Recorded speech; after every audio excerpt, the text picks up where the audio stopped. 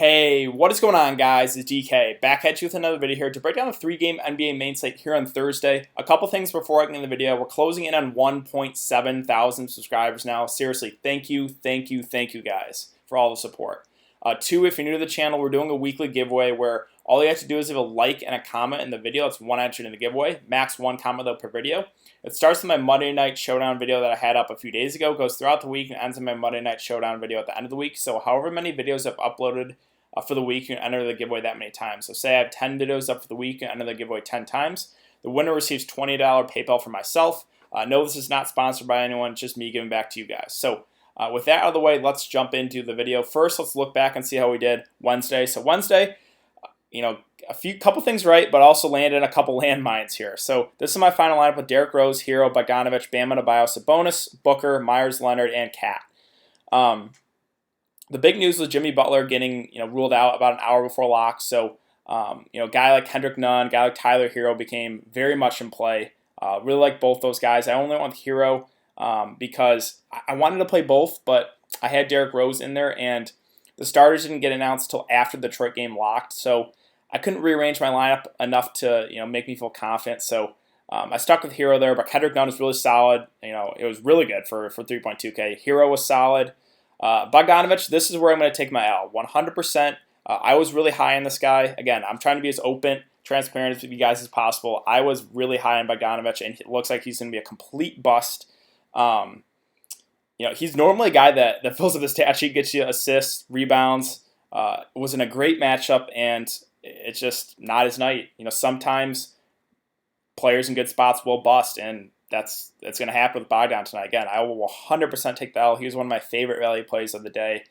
Bam Adebayo was off to a really good start here with 33 fantasy points in the third quarter, and Miami closed with Chris Silva. Man, coaches are tilting me so far two times already in the season, with Lonzo Ball not closing, Frank Jackson closing over Lonzo, and then Chris Silva closing over Bam. And then Sabonis, you guys knew I was really high on him, low owned. Devin Booker, a little disappointing so far. This game, it was the highest run of the day, but it's looking like no one's going to have a great night in this game so far. It looks like a pretty balanced attack on both teams. So unfortunately, there's not a whole lot of fancy goodness here. Myers Leonard, another landmine, right? 3 rebounds only in 20 minutes for Myers Leonard. Like, how is that even possible? He's a guy normally will get you, rebounds, putbacks. At 3.1K, that was, again, that's an L I got to take, right? Karl Anthony Towns was one of my favorite studs. He crushed it, but there were some really, really high scores on the night. A guy like Kyrie went off. A guy like Drummond, right? I was close to Drummond. Drummond is a guy that I can never get right. When I play him, he always gets in foul trouble. And when I fade him, he always goes off. And yeah, I faded him, and boy, did it hurt me. So yeah, it's going to be a losing night, right? Again, I was on a few things that I was right on, but a couple landmines here with Bogdanovich and Myers Leonard. It's one of those nights where I take my L and I move on. So hopefully we can get back on the winning track here tonight for this 3-game slate. So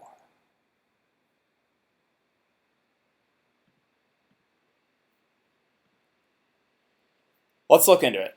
First, let's look over the over-unders and the spread right now for both the. There's only the over-under and spread are only out for 2 games right now. Detroit, Atlanta, we're still waiting on, but Milwaukee, Houston sitting at 231.5 with Houston favored by 2, and the Clippers, Warriors sitting at 225.5 with the Clippers favored by 1.5. I assume Detroit, Atlanta is going to be up there too.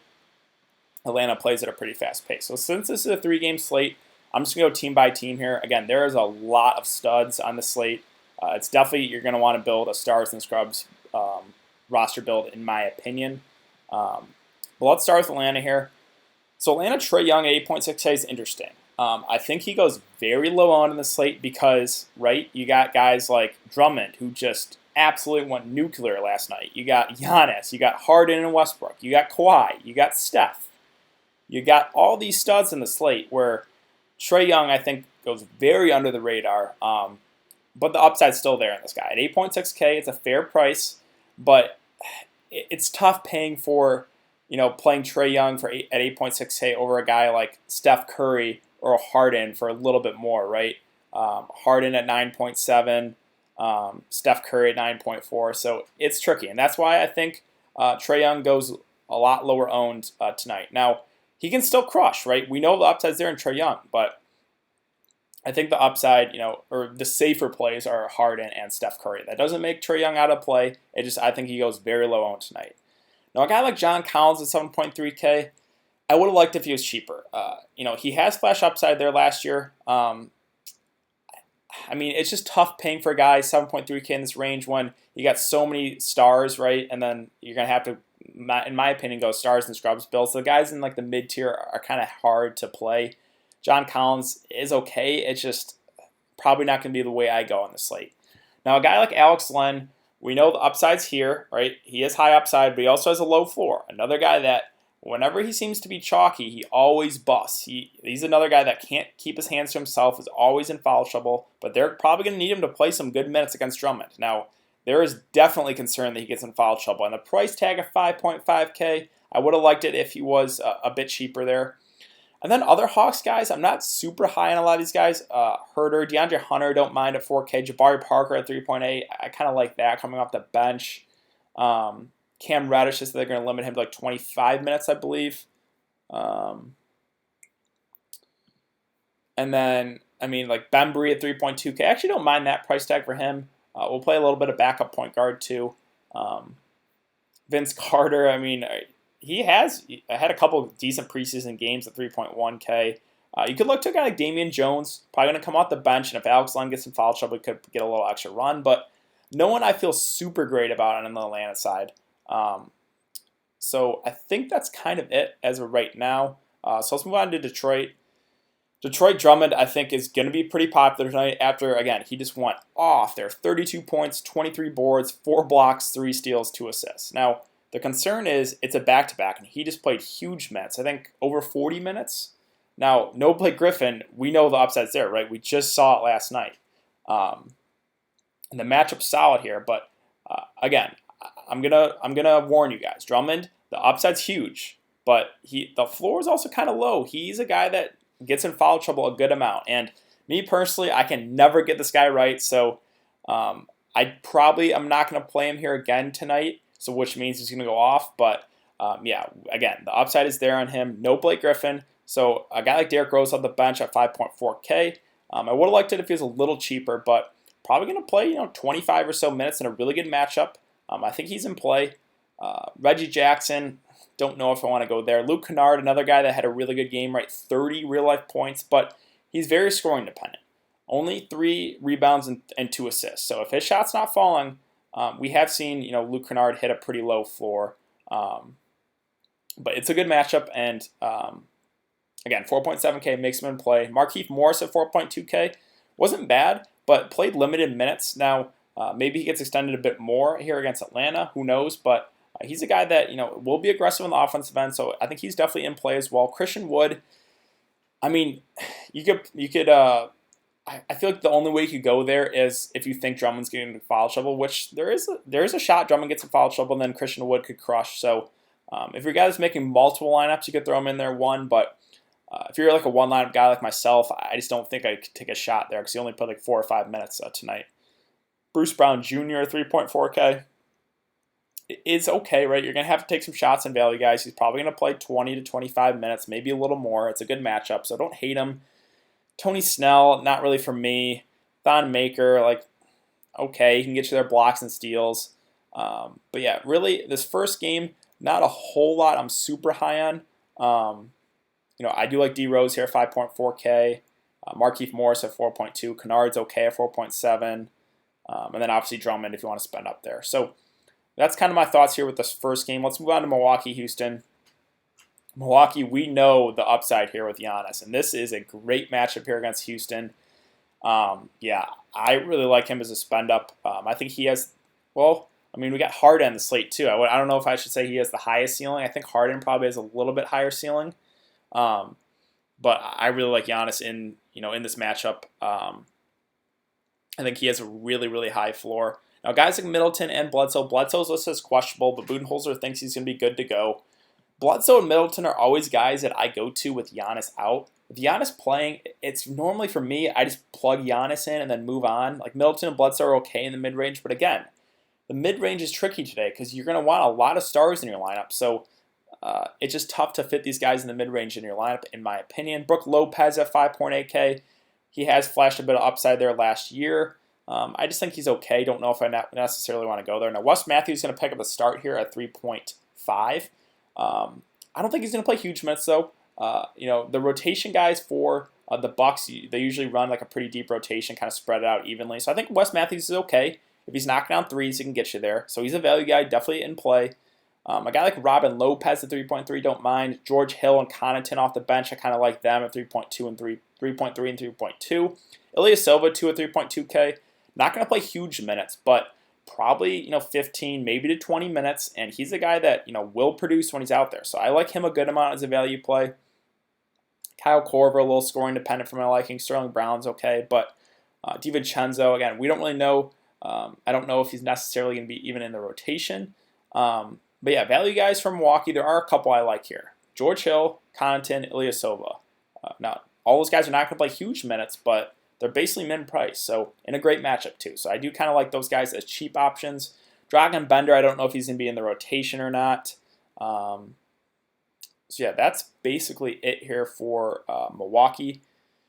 Let's move on to Houston, right? Harden at the top at 9.7. He just has enormous upside. I think he has the most upside of anyone on the slate.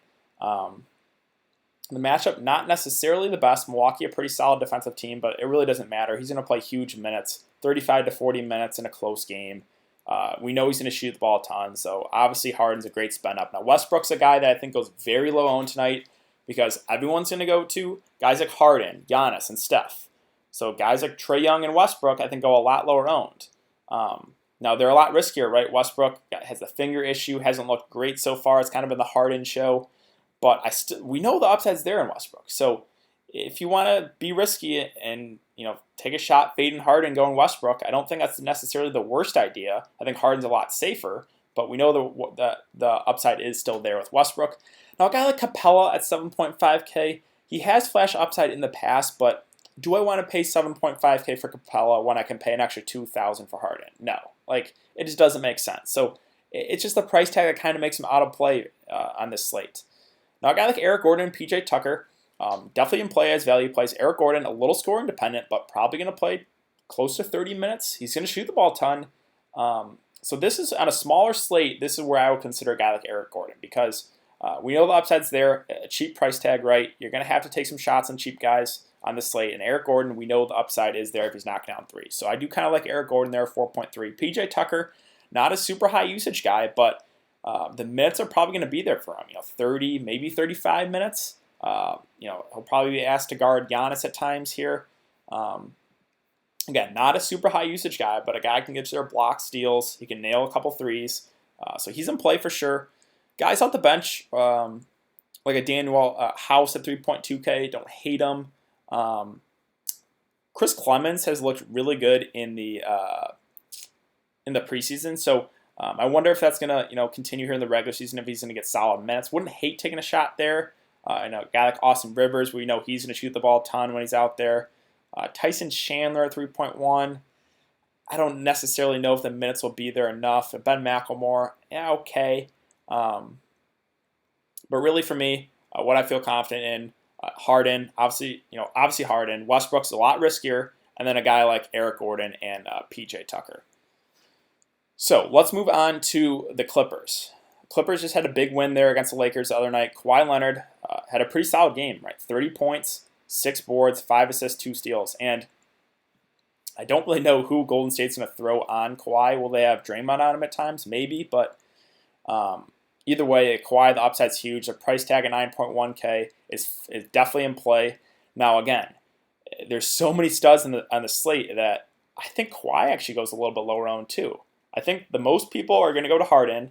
I think Harden and Steph are probably going to be the 2 highest owned guys, and then Giannis. And then guys like Kawhi, Trae Young, Drummond, Westbrook, I think go a little bit lower owned. Well, I don't know if Drummond will be low owned. I think he's going to be a little bit higher owned after that huge night. It's tough, right? There's just so many stars in good spots tonight. But yeah, Kawhi, we know the upside's there, 9.1K, definitely in play.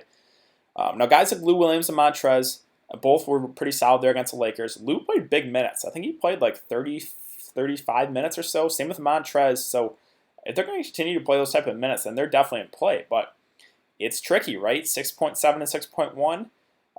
You're going to have to fade, stars to get them in there. So that's why a lot of these guys in the mid range are tricky. Now, Pat Beverly at 4.6K, I actually kind of like as a play. He played some pretty solid minutes. Did get in foul trouble there against the Lakers, but they're going to need his defense to guard Steph Curry. Pat Beverly, a very good defender, so a slight downgrade of Curry, but I really like the upside on Steph. Obviously, we'll get to Golden State here in a sec. But like I said, if Pat Beverly can stay out of foul trouble, I think he's going to be asked to play some pretty solid minutes. So 4.6K, a guy who can get your blocks and steals. Don't mind him at all. But guys like JaMychal Green and Harkless are actually pretty solid for the Clippers the other night. Harkless got you, what did he get? That was a game in the preseason. But he was a guy that got you their blocks, steals. JaMychal Green, same thing. Like, not guys that are going to be, super aggressive on the offensive end, but they can get you their blocks, steals, putbacks. So JaMychal Green, Mo Harkless, definitely in play here. Now, a guy like Shamet, don't know if I want to take a shot there. Same thing with Zubac. He really hasn't looked good in the preseason or regular season thus far, and the minutes are just kind of being limited on him. Like, this is much more a Montrezl Harrell game. So, yeah, at 3.5K, the price is appealing. I just don't think he gets the minutes. Now, a guy like Pat Patterson picked up the start the other game. He's just too low usage for my liking. And then that's kind of it, really. So, again, Clippers, it's Kawhi at the top. Lou and Montrez are definitely appealing here in the mid-range. Those would be two guys that I would take a shot on in the mid-range if I wasn't going to do a complete stars and scrubs build. And then cheaper options, right? Beverly, JaMychal Green, Mo Harkless. So finally, let's look at Golden State. The upside is huge on Steph Curry. We've seen in the preseason. We know how high usage is going to be with obviously no Kevin Durant now. The only concern is it's a tougher matchup, right? Patrick Beverly is a pretty solid defender, but Steph Curry is basically matchup proof, and he can score in a very, very short amount of time. So, I like Steph as a spend up here at 9.4K. Now, D'Angelo Russell, another guy I think goes very low owned. If for some reason Steph's having an off night, which he can, right? If Steph's not shooting well, maybe D'Angelo Russell has a big night. And again, I think Steph's going to be 5-10 times higher on than D'Angelo Russell. So if you're a guy that's, taking that into consideration, you can take a shot on D'Angelo Russell. He's a lot riskier. Same kind of thing here with Houston, right? Westbrook a lot riskier than Harden. Harden safer. Steph safer. D'Angelo Russell and Westbrook riskier, but the upside is still there in those guys. Draymond Green at 7.1. Don't mind it, right? He's a guy that's going to get your block steals. He's going to fill up the stat sheet. It's just tough. In the mid-range at 7.1K, it's tricky in the slate. Kevon Looney at 5.1 I like, but he's coming off that hamstring injury, which does worry me a little bit. We don't necessarily know what the minutes are going to be like. So if I knew Kevon Looney was going to play like 30-plus minutes, then I would like him a good amount, but maybe they ease him back into it. So for that reason, I think I'm going to prefer a guy like Marquise Chris, who we've seen the upside pretty high on him in the preseason so far, if he stays out of foul trouble. So I think, again, I'm going to lean towards the price savings here in Marquise Chris at 3.2K over a guy like Kevon Looney, unless we get confirmation that Looney's going to play big minutes. But Marquise Chris at 3.2K, again, doesn't have to do a whole lot to get you there, and we've seen him, the upsides are there on him in the preseason if he can stay out of foul trouble. No other guys, Glenn Robinson at 3.2K, probably going to pick up a start. He's a lower usage guy. He's okay. Like, he's in play as a value play for sure. Jordan Poole going to come off the bench. He's going to shoot the ball a decent amount, so I don't hate him. But that's kind of it. Like, guys like Spellman, Pascal, don't necessarily know if I want to go there. And that's kind of it. So, again, let's go over the stars here, right? We got Giannis, Harden, Steph, Kawhi, Westbrook, Trae Young, Drummond, D'Angelo Russell. Like, there are so many stars just for a 3-game slate. So this is going to be a very interesting slate. Obviously, you're going to have to get the stars right. The value plays, there's a lot of guys that you can take shots on, right? Value plays I like, right? I like a couple of those Milwaukee guys with Ilyasova, Connaughton, George Hill. On the Houston side, you got Eric Gordon at 4.3K, PJ Tucker. On the Clippers side, you got guys like Green and Harkless. On Golden State side, a guy like Marquise Chris. or even Jordan Poole off the bench. Atlanta, you could look to Jabari Parker here at 3.8K, DeAndre Bembry. On the Detroit side, you got guys like Canard and Derrick Rose, a little bit more expensive, or you could take a shot on Bruce Brown Jr. if you really wanted to. But yeah, that's kind of how I'm approaching the slate. Right, I really like the stars and scrubs approach. If you want to get contrarian, you can definitely build a balanced lineup. So you could go, if you're going to build a balanced lineup, I think I would start it with a guy like Lou Williams and Montrezl. I like those their prices, and then go from there. So again, if you want to get contrarian, you can build a balanced lineup. I just think, personally, I think the optimal way to go is stars and scrubs for this slate. So I think that's going to do it for today's video, guys. If you have been enjoying the content so far, I'd really appreciate if you'd like this video and subscribe if you haven't. If you want to get entered in the giveaway, all you have to do is leave a like and a comment in the video. That's one entry in the giveaway. Again, I will not be able to live stream here for the next few days. Unfortunately, I have to stay late at work, but I should be back on track here probably Sunday and then into next week for streaming before lock. So thanks again for coming to check out the video, guys. I really appreciate it, and I will see you guys later.